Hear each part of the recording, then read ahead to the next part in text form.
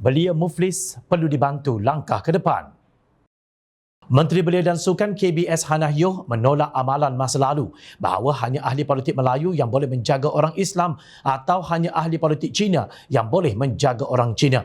Pemikiran seperti itu mesti dihentikan kerana tahun sekarang adalah 2022 dan Kerajaan Perpaduan perlu memastikan semua wakil rakyat yang mendapat mandat daripada rakyat akan berkhidmat untuk kebaikan semua, katanya. Tindakan beliau menggunakan peruntukan ahli parlimen segambut sebanyak RM29,950 untuk membeli van jenazah bagi Masjid Al-Imam Al-Ghazali membuktikan pendiriannya. Katanya beliau buta warna kulit sebagai ahli parlimen. Sebagai wakil rakyat, khidmat harus diberi kepada semua pihak secara keseluruhan. Laju Hannah Yeoh melaksanakan tanggungjawab. Sebaik saja beliau dilantik untuk menyandang jawatan seringkali diberi kepada kaum lelaki itu. Kali terakhir jawatan berkenaan dipegang oleh wanita ialah pada tahun 2004-2008 iaitu Datuk Seri Azalina Osman Said. Antara langkah awal yang jadi prioriti dan akan dilaksanakan oleh KBS ialah untuk menangani isu golongan belia yang berdepan masalah muflis. Katanya KBS akan merangka inisiatif bagi membantu belia terlibat keluar daripada status tersebut. Masa pandemik, ramai belia menjadi muflis pada usia muda dan tak ada jalan keluar. Jadi saya mahu guna infra KBS akan membantu golongan belia yang tidak dapat membantu diri mereka sendiri sekarang. Kalau usia 22 tahun sudah bankrupt, bagaimana mereka akan berkahwin, membeli rumah, memberikan jaminan kepada anak mereka? Katanya, menerusi video yang turut dimuat naik di Twitter miliknya, Hannah berkata beliau sedang mendapatkan data untuk mengenal pasti cara terbaik membantu golongan ini yang memiliki bakat yang berlainan.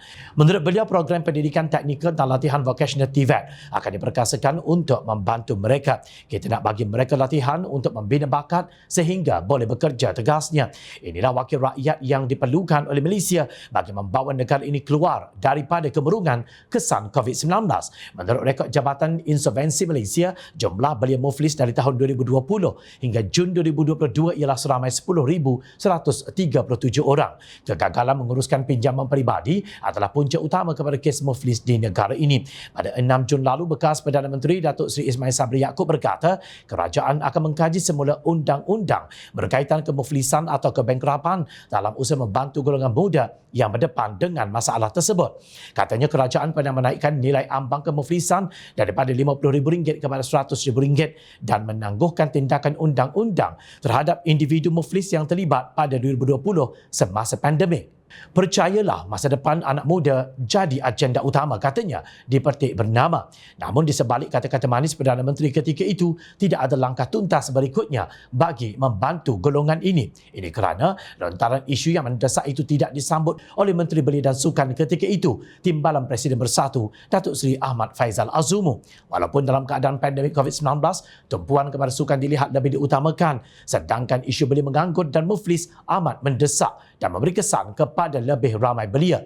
Kini, kementerian hendaklah memahami dan mensasarkan apa yang lebih penting, perut atau keseronokan anda. Apapun penyelesaian isu belia muflis harus ditangani menerusi kolaborasi beberapa kementerian secara holistik dan telus. Ini termasuk Kementerian Keuangan, Ekonomi, Pembangunan Usahawan dan Koperasi dan lain-lain.